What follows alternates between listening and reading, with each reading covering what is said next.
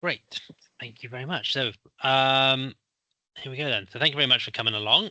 Going to take you a little bit through who Feeding Bristol are, what we do. We're also going to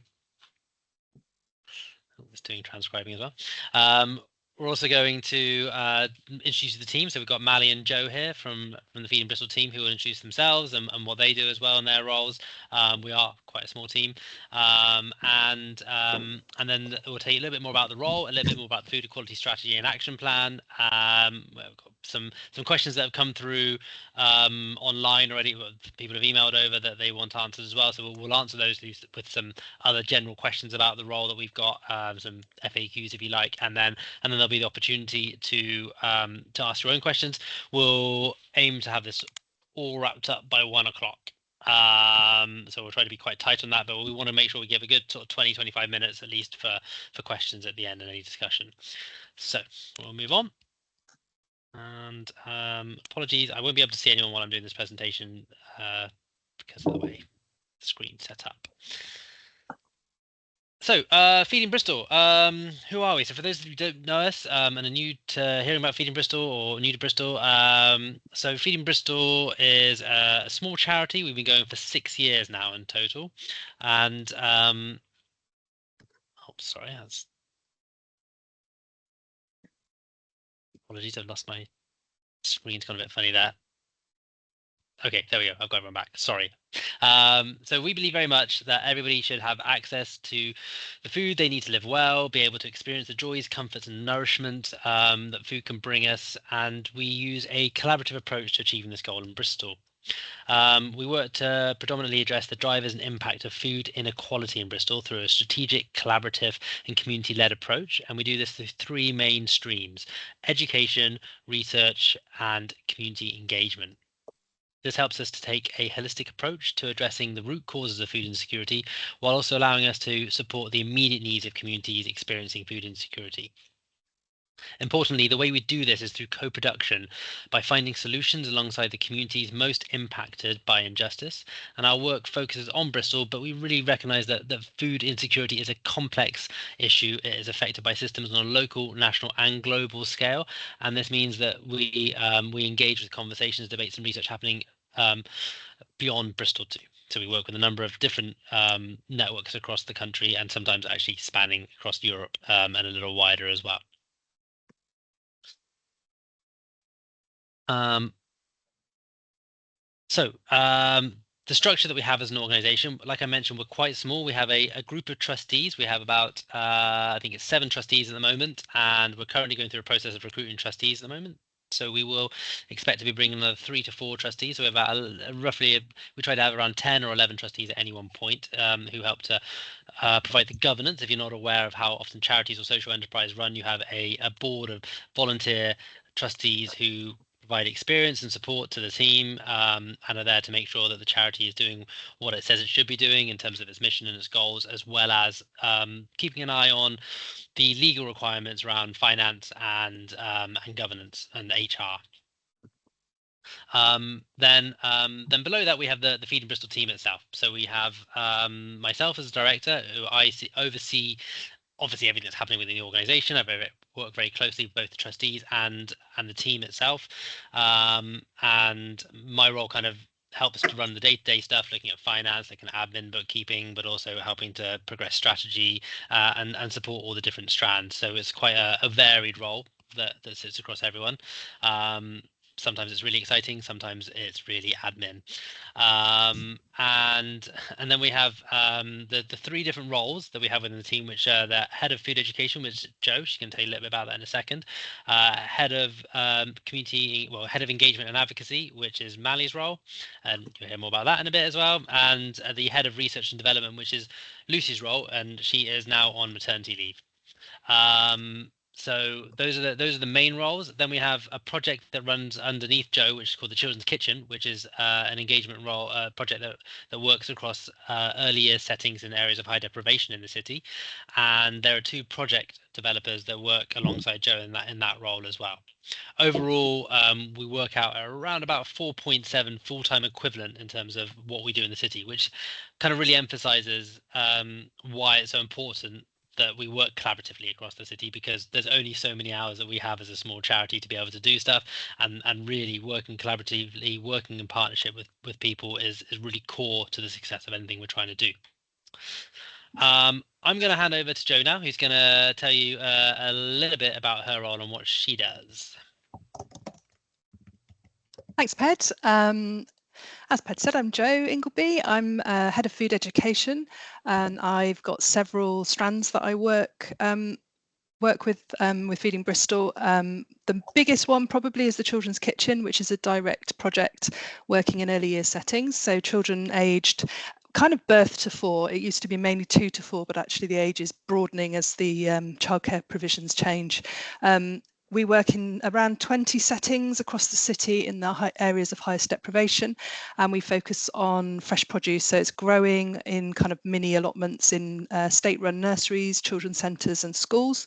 Also working with parents so that they can understand the importance of children eating vegetables. We also are a big part of the Holiday Activities and Food Programme, which is HAF, which is the government-funded, DFE-funded provision for children who are eligible for free school meals in the holidays. So as part of that, we oversee the kind of food standards that are served in all activities across the city, and help organisations improve the food that they serve. And also we run actual hands-on workshops with children and young people from about age 6 to 18, and sometimes parents as well. We've also just about finished, it's not quite ready to share yet, the Bristol Food Education Charter, which was a participatory research project with Bristol University. It's basically getting the children and young people to tell the city what they think they have the right to learn about food, what issues matter to them, and where they want to learn. And that's something that over the next year, if you join our team, you'll be seeing develop and go into practice. I'm also part of the Food Leaders programme, which works across the city, training people up to be able to teach food education and run community food events. And I'm very much connected to kind of what's going on across the city in food education in general, not just with children. So there's big gaps in skills that are available for older people in the city as well. And nationally, there's a lot of campaigns that I engage with, including the free school meals rollout. And I think that's about it for me. I'm going to pass on to Mally so that Mally can explain about her role, and then I'll be joining the Q&A at the end as well. Thanks, Jo. I think actually the next slide is me telling a little bit about Lucy's role Okay. in the head of research, and then we'll go to Mal. Yeah. So Lucy Torder Gillingham, who is now on maternity leave, she is the head of research and development. And at Feeding Bristol, we very much believe in evidence-based practice, learning and development. So to do this, we want to make sure that our efforts to address food inequality are rooted in knowledge and in an understanding of the issues driving food inequality and potential impacts of any interventions introduced to reduce food inequality. Our approach to research and development is grounded in co-production. When we conduct research projects, we make sure that we work in partnership and centre the voice of those with lived experience. A key way in which we do this is through community conversations, and that's through community conversations with people with lived and living experience of the issues in the city. To ensure joined up working in this city, we engage at a strategic level with a wide range of stakeholders, from food and community groups, related sector networks, universities, and also Bristol City Council. We are the community lead element of the One City Food Equality Strategy and Action Plan, which we developed in partnership with Bristol City Public Health Team. And this also forms the food justice element of the Bristol Good Food 2030 framework. This is the progress of this work is reviewed on an annual basis, and we'll tell you a little bit more about that when we talk about the role and the Food Equality Strategy and Action Plan shortly. Right, I will pass on to Mally. Thank you. Hi everyone, I'm Mally. I'm Head of Engagement and Advocacy with Feeding Bristol. So this role kind of speaks to a lot of the community engagement work that we do, and ensuring that we advocate for the people, the communities, organisations that are working to support people through food in the city. I think, it's safe to say that everything that we do at Feeding Bristol is based on community engagement, and like Ped and Joe have said, involves a lot of collaborative work. So yeah, my role is kind of linking up some of those aspects. The way that we support groups and communities is to offer some either practical or strategic or pastoral support, so to food projects particularly. So we don't actually have food projects that we run ourselves, apart from the Children's Kitchen is the main kind of on the ground project at Feeding Bristol. But what we do is try and support the groups that are offering support in the city through food. Yeah, so that could be a number of ways, helping people connect to different organizations or source food, or people are thinking of setting up a new project or setting up their first ever food project. We kind of offer our help and advice and yeah, whatever they might need. So it all depends really on a case-by-case basis. Sometimes it's about kind of organizational strategy, where people want to go with their journey in supporting communities experiencing food insecurity. And sometimes, it's a matter of being a bit of a kind of emotional support for groups that are experiencing, quite difficult climate, lots going on, lots of crises that are, kind of continuing to just prove to be really challenging to communities. So we often just kind of give that support of kind of a soundboard. People can come and talk to us. We can offer the kind of help that or like a kind of a listening ear. We often do this through the Community Food Justice Network, which is a network of organisations across the city that are interested in, and not just organisations, individuals as well, or people working in different sectors that are interested in, achieving food justice in the city. So we have 2 events a year throughout the year where we bring people together. It's a bit of a kind of informal network. It's not like people officially sign up to it that way, but it's basically people who are kind of on our mailing list. But yeah, we host events. We kind of bring people together, give people the opportunity to meet people working at different parts of the city or different areas of the food sector, different areas of food support. So people who are either maybe growing food, or people who are providing community meals, or those are running food banks, bringing people together so people kind of feel part of this network and yeah, can share advice and feel a little less alone in their kind of projects and the work that they're trying to do. And through these networks then we also then advocate for communities and food projects in other kind of strategic spaces, be that through FESAP, Food Equality Strategy and Action Plan, that Ped's going to talk a bit more about, or in other kind of spaces and conversations that we have with different groups and sectors across the city. So that's kind of an overview. I think, also my role is about kind of supporting and developing some of the strategic approach of the organisation that we've been doing over the last couple of years. So and things like the guiding principles and kind of making sure that what we do as an organisation aligns with the things that we want to try and achieve in the city. And then another big part of my role is overseeing and kind of curating the Food Justice Fortnight. The most recent one just finished last Sunday. So we had 2 weeks of events which take place across the city, different sectors, and it's kind of a way for us to engage, kind of continue to make space for conversations around food justice, and also kind of connect people through the joys of food, which we think is a really important way to also kind of defy harmful narratives about food inequality and poverty more widely. So yeah, that's a bit of an overview. But yeah, happy to answer more questions later on.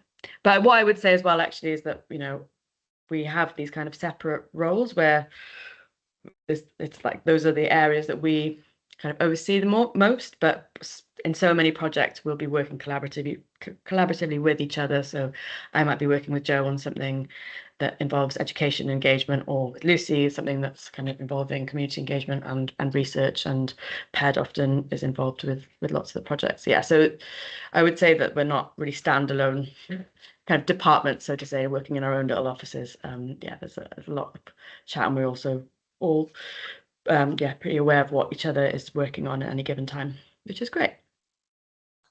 Thanks, Mal. And yeah, that's a really important point. We are quite agile, if you like, in the way that we work, and we do look to support and make sure we're involved in everything that's going on, because we don't want to be working in isolation or on our own on this work either. Right, I'm going to tell you a little bit about the One City Food Equality Strategy and Action Plan.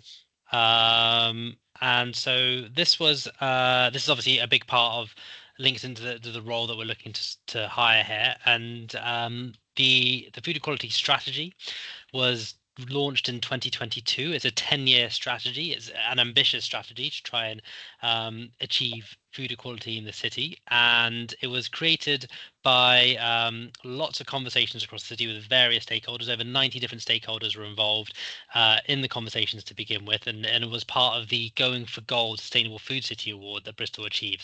So during that, Feeding Bristol led on the food equality aspect strand of the Going for Gold work, and this food equality strategy was one of the aims to complete by the end of it.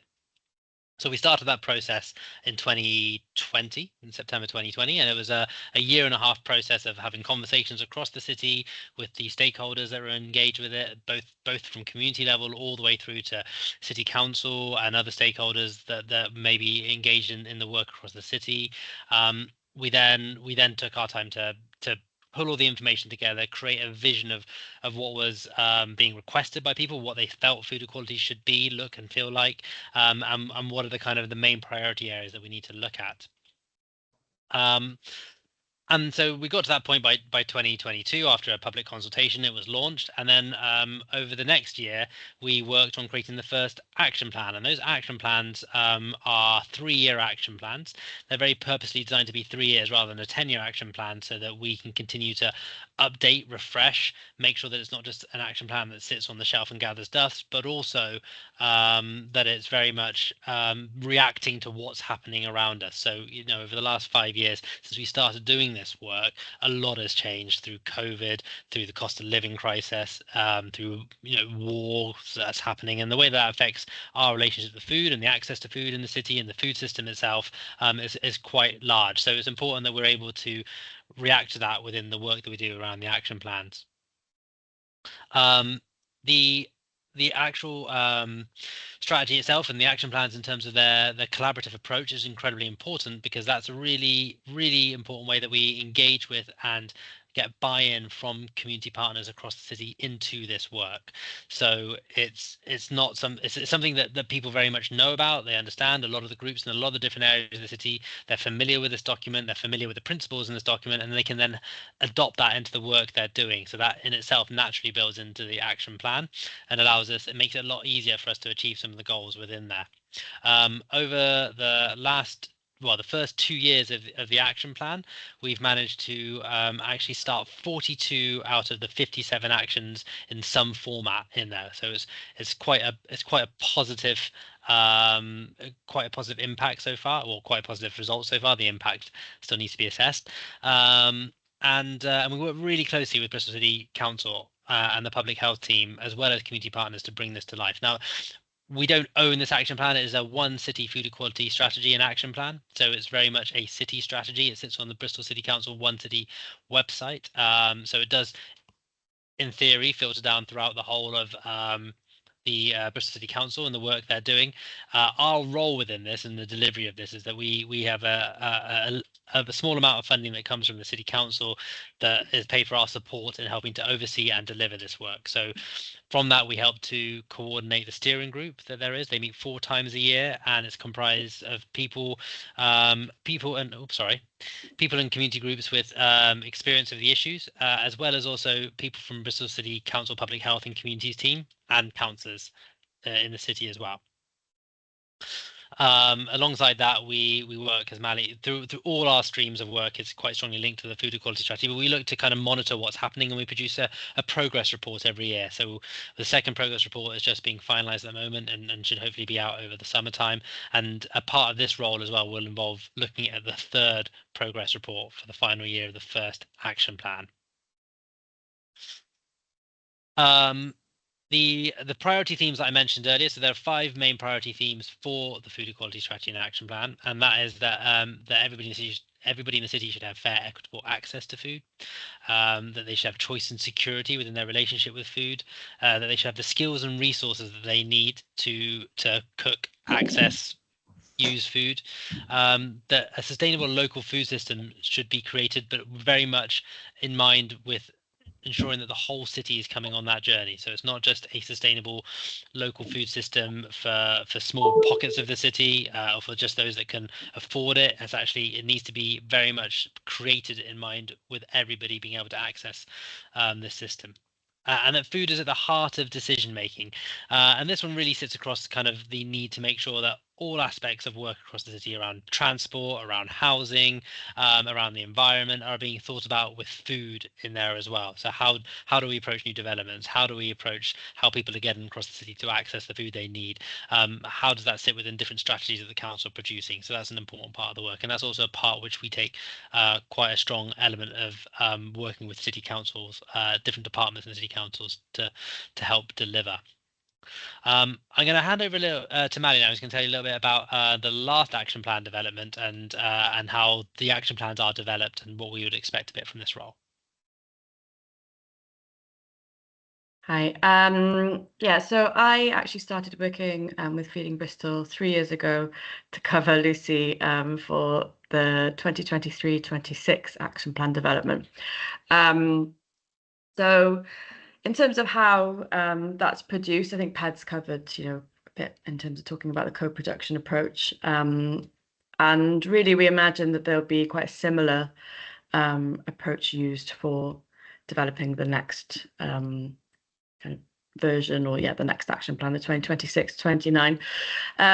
So yeah, involved a lot of community conversations. That's with people with lived experience of food insecurity.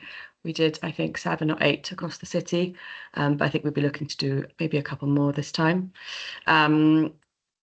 Workshops with various stakeholders in the city. So a lot of these would be people who are part of the Community Food Justice Network, but also people generally working across Bristol, different kind of areas of the food sector and food system, and kind of leading workshops with those people and seeing, kind of in order to collect data, but also to kind of look through different drafts and versions and get feedback and so on as well. It also involved a survey. I think we collected around 100 responses. Still qualitative research, majority of the, don't think there really is much quantitative, but so it was using qualitative research and kind of going through answers of surveys of what people wanted to see in the action plan. So that'll be like a similar approach with this role, particularly with the action plan work. It'll involve also writing of a progress report. So it'll be the 3rd progress report for the 2023-26 action plan, which I think Pad's going to say a little bit more about. But obviously the main role is developing the One City Food Equality Action Plan for 2026-29, and building on the 23-26 one. So you'll be designing and leading stakeholder workshops, also organising and conducting community conversations, so deciding who those groups will be and connecting with organisations and people to conduct these kind of focus groups with people with lived experience of food insecurity. So different communities that are at risk, be them kind of communities of interest or place-based communities across the city, and then also developing and disseminating the survey. That's kind of some of the main data collection methods, but it's not to say that it's kind of strictly just those. And also, so using that data and conducting kind of data analysis, and then using that within the context of food insecurity data and up-to-date kind of academic and also NGO reports and literature. So kind of placing that within the current kind of food insecurity climate, so to say, in Bristol and in the UK more widely. I think that's a bit of an overview of really what that work entails. Ped, and Joe, I don't know if you want to add a bit more there. I think you've covered it well. Okay, thanks. It's a long time ago, so. Yeah.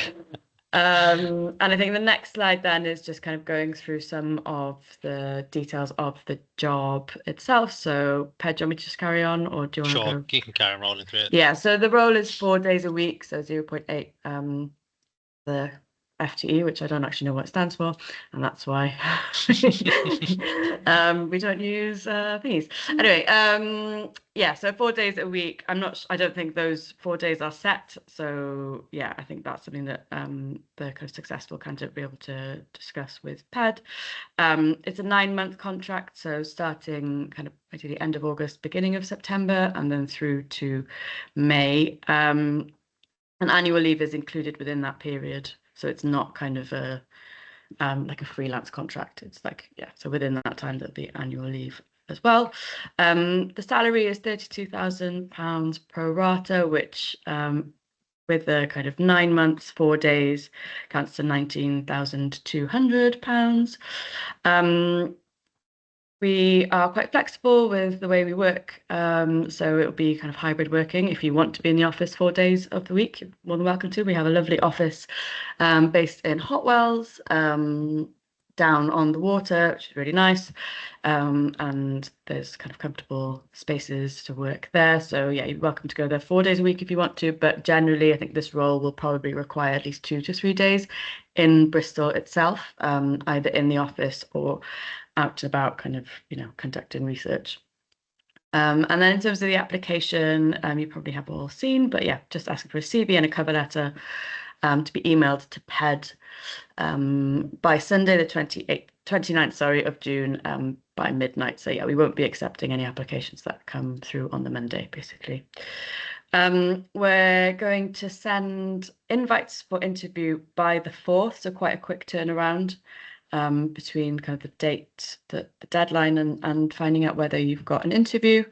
We'll also be letting you know if you didn't get an interview by the 4th as well.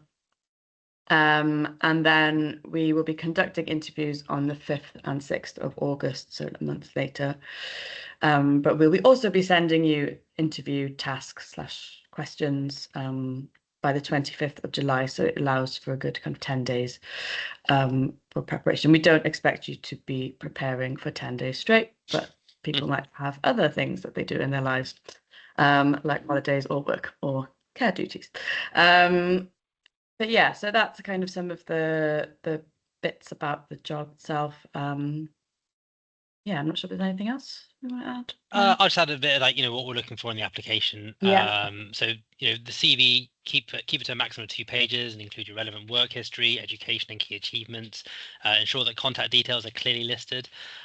Within the cover letter, you should write no more than one side of A4 page. A minimum font size of 11 font, so you can't just go really small, size 3.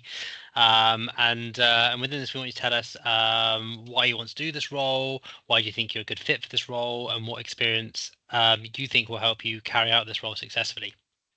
If you find that helpful, by all means, just divide it into bullet points to meet some of the above subheadings that we've got there. This data is all on our website as well, so you can indeed grab this from the website page as well. And also just think about it as the CV and the cover letter work together. You don't need to repeat your CV in your cover letter. By all means, we'll look at them both together, so they should complement each other in some way.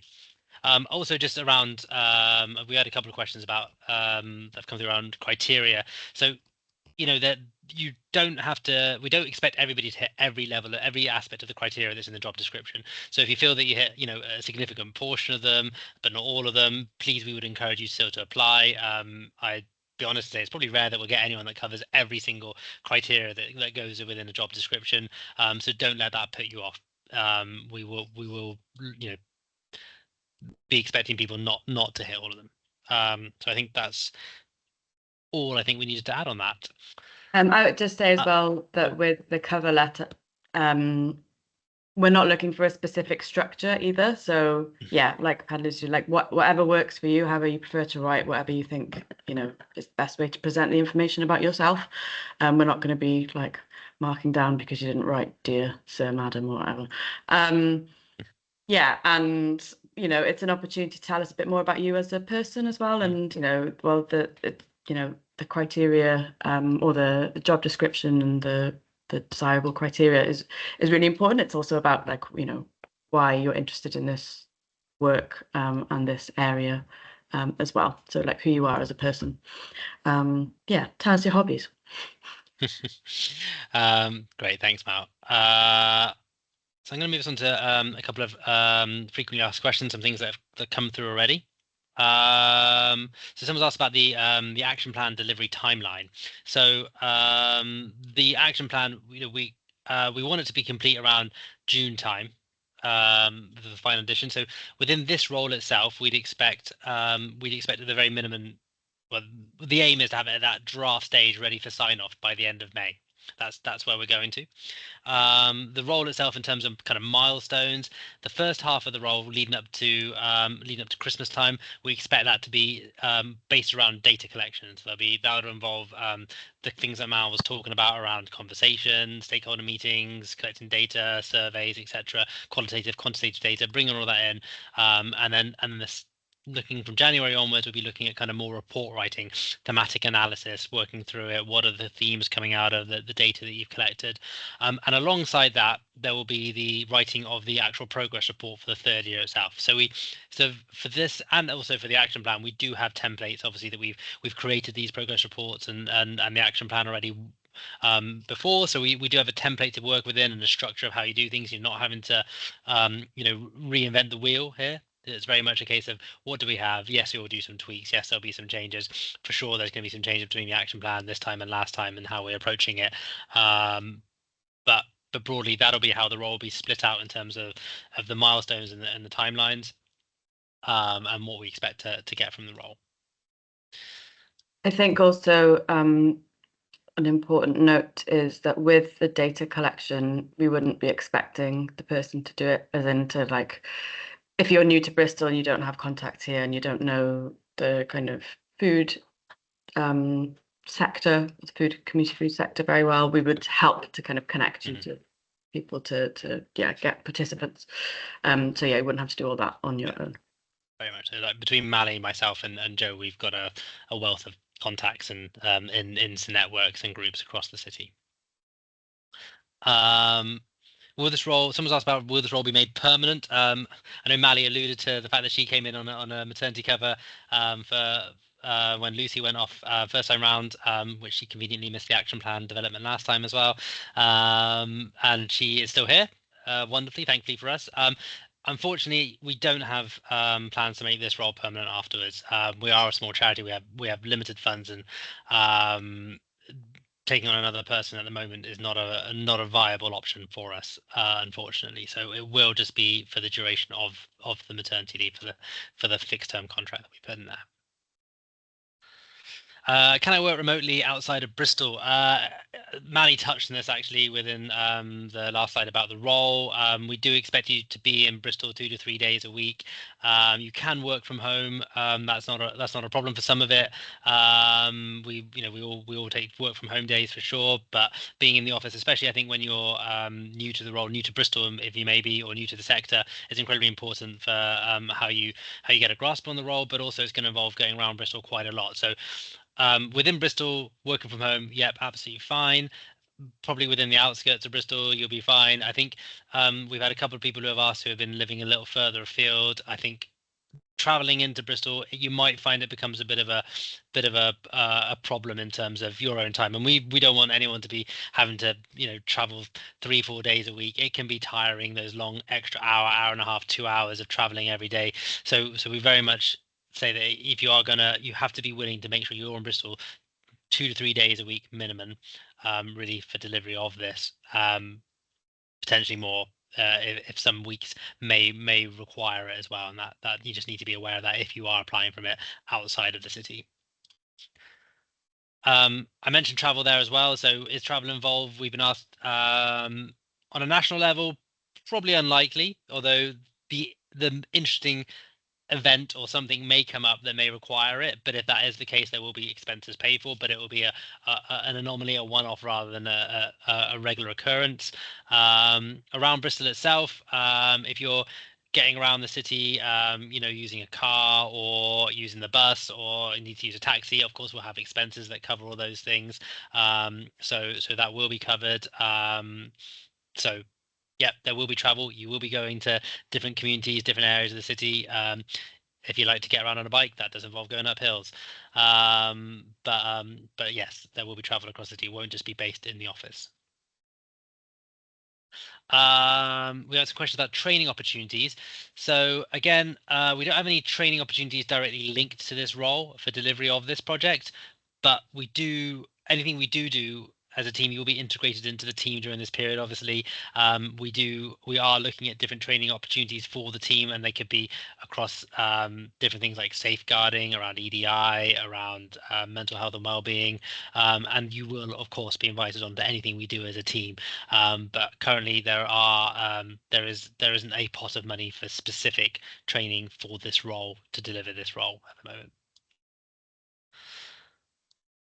How will we assess applications? So as mentioned earlier, we will be looking at CVs and covering letters together jointly, and we'll be comparing them against the criteria that is in the job description. It'll be Mally, myself, and Joe who'll be working through all these together. And it is always a very difficult process to have to go through, and hard decisions will obviously have to be made, but we'll do our best to also provide appropriate feedback where possible to unsuccessful candidates as well. There's a look of surprise on Mally's face there. I do like to do that, I'm afraid. Yeah, I know, right? I will give a little bit of feedback to everyone, unless we have like kind of 50 applications, which I don't think we're going to get that many. So I think that's everything we've had in online. And we're going to go to the Q&A section now. So you can start writing your questions. I'm going to stop sharing my screen. And can see that we've had a question here from Liz.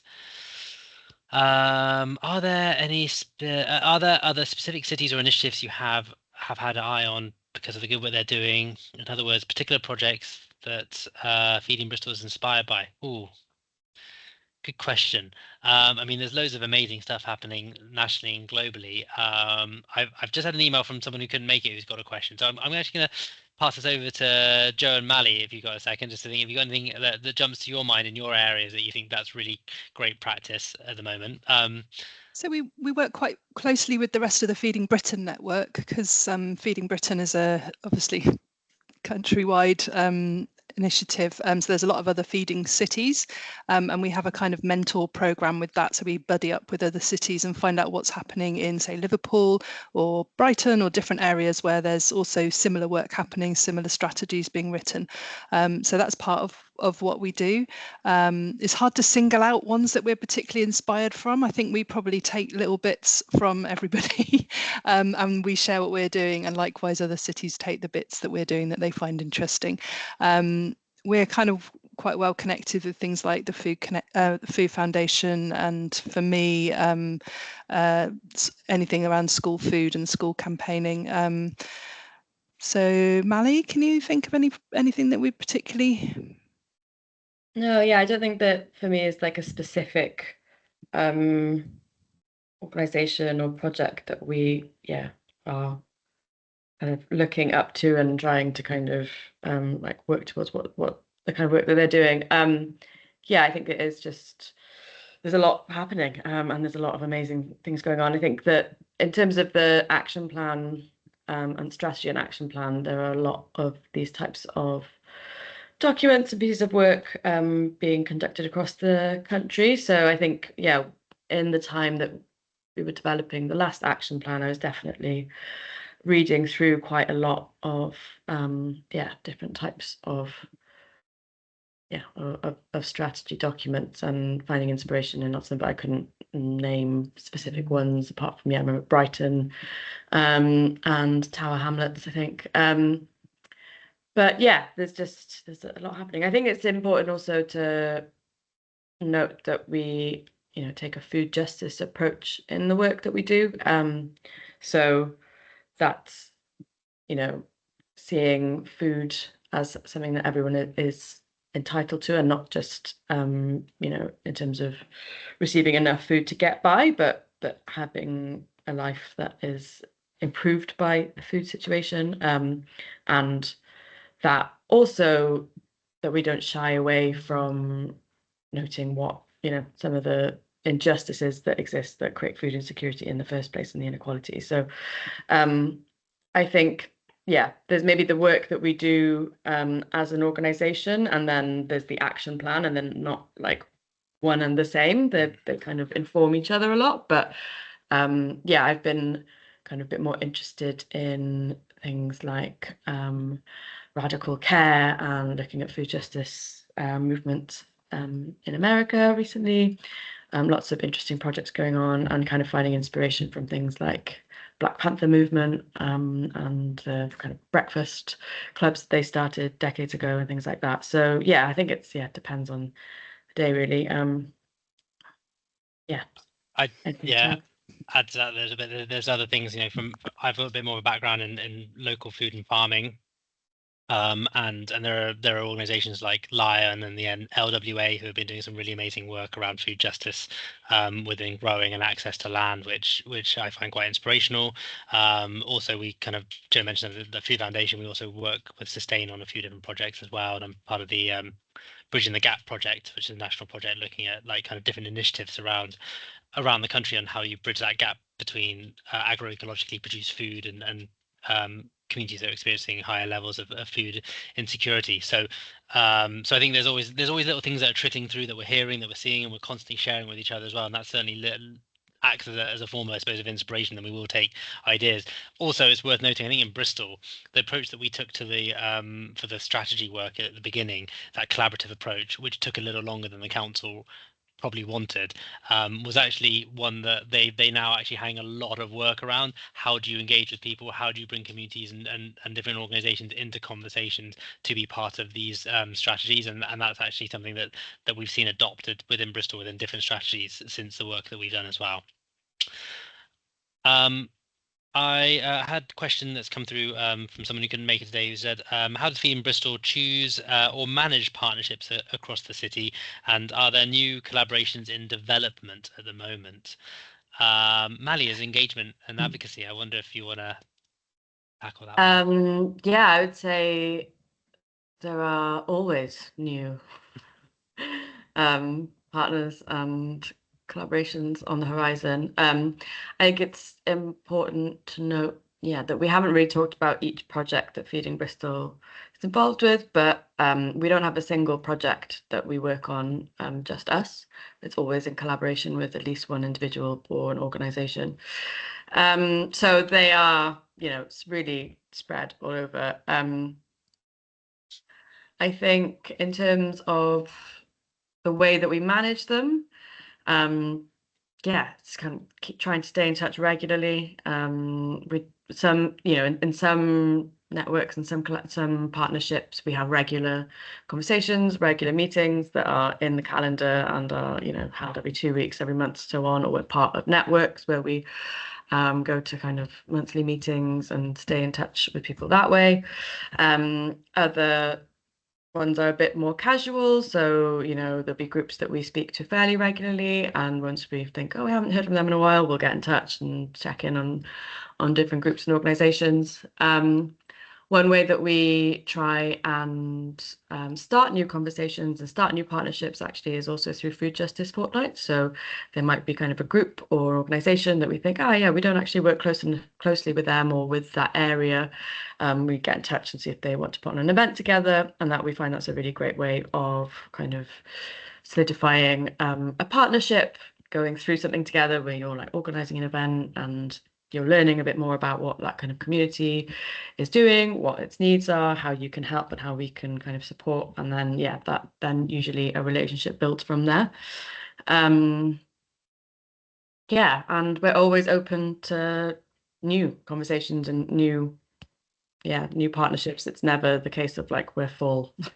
So it's nice. There's a lot of people to meet.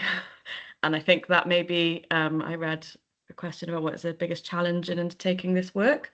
I think for me, when I started, doing basically a similar role 3 years ago, it was, just getting to know all of the different people, all of the different networks, who they were a part of, who they were connected to, retaining all of that information, and then also trying to understand kind of that context and what specifically I needed to get on with. But yeah, that's something I think that Ped and Joe were really great with. It was never the case of, well, I've explained this to you once, why don't you know the answer? You know, it's yeah, it's something that you kind of need to, I think, absorb over time and through conversations.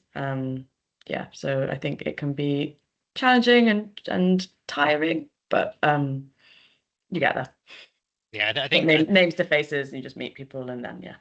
there are a lot of, that was the first thing that came to my mind when I saw that question as well. There's a lot, if you're not familiar with some of the areas and the groups in Bristol, there's a lot to take on board and a lot of names to take on board. And I suppose within a fixed term contract, you almost have to kind of like hit the ground as fast as possible, right? You're running to kind of get this, because there is a delivery project that we've got to do. We're obviously there to support you, for sure, but that's just, but at the same time, just knowing that you're not on your own, we don't hopefully for the staff there, you feel that we don't, it's not about setting unrealistic goals and then like pushing you to try and hit them. It's very much we try to be as supportive an environment as possible to make sure that we get all this work done.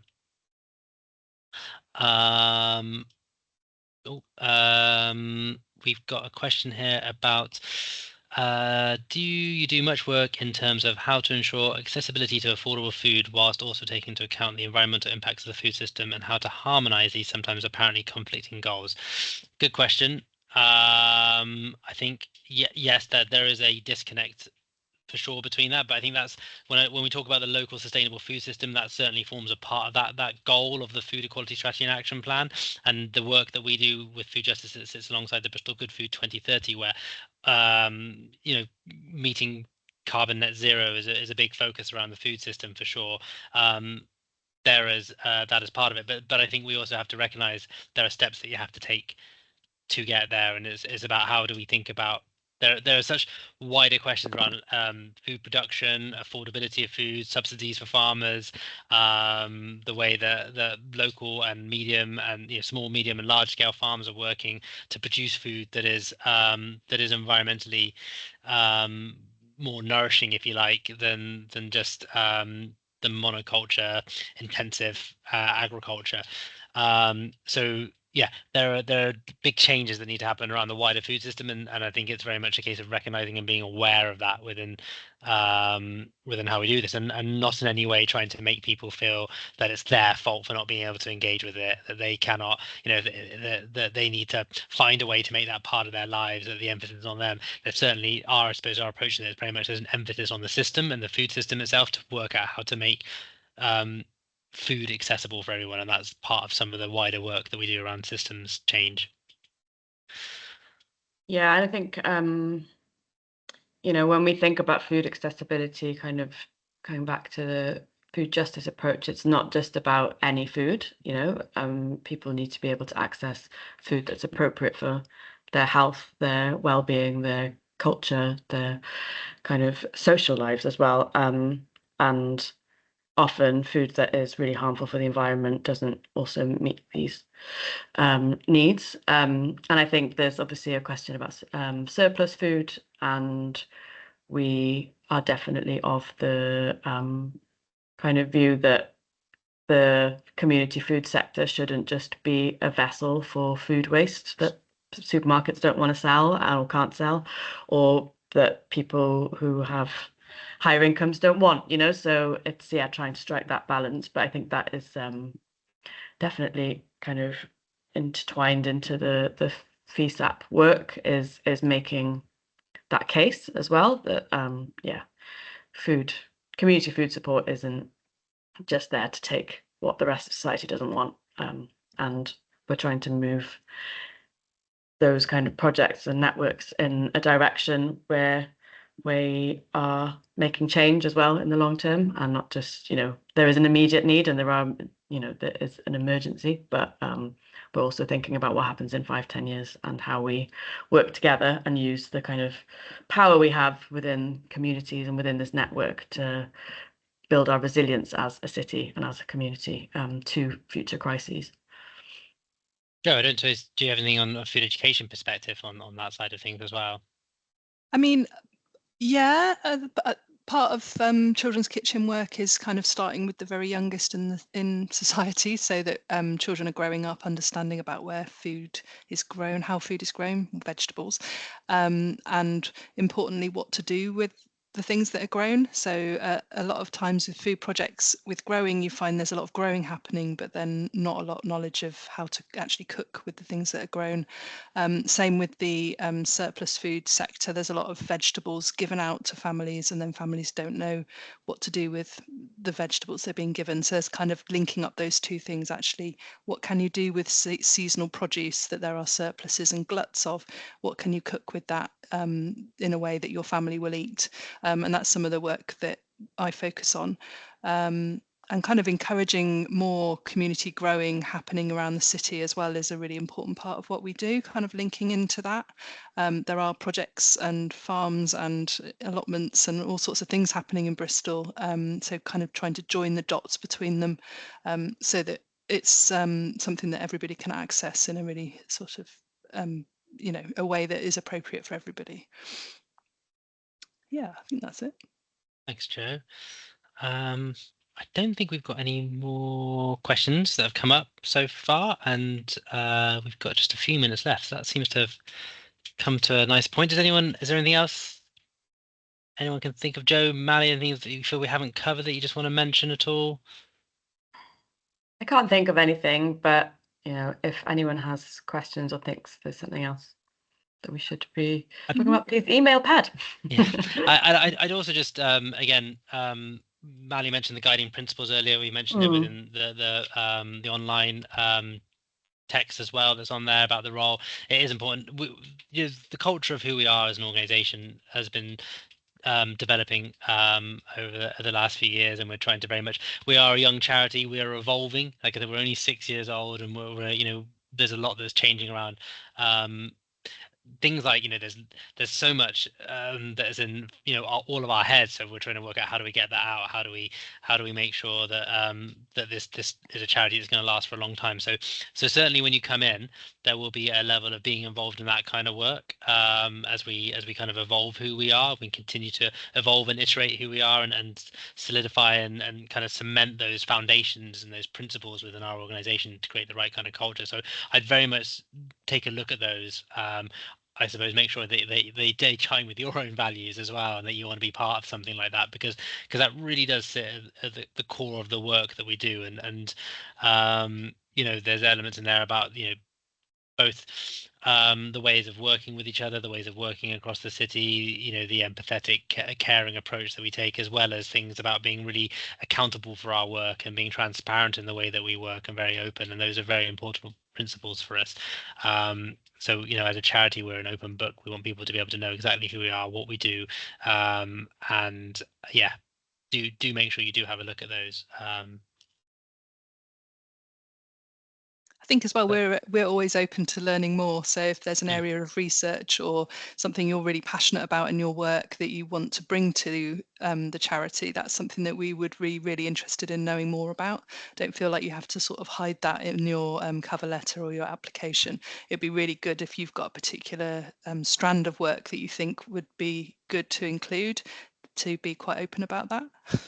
Yeah, very much Yeah, so. I think that's kind of speaks to part of our culture we try and have, as being quite open and like challenging ourselves and each other in a constructive way, not like just to be annoying.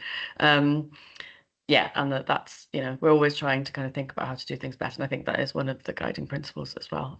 Yeah, so I think that's the best place to kind of get an idea of who we are striving to be as an organization. And I'd probably also recommend reading the action plan, the most recent one as well, before applying, just to kind of get an idea of the type of work you'll be doing. And perhaps have a look at the progress report as well that's on our website from last year. It's certainly worth a look at as well.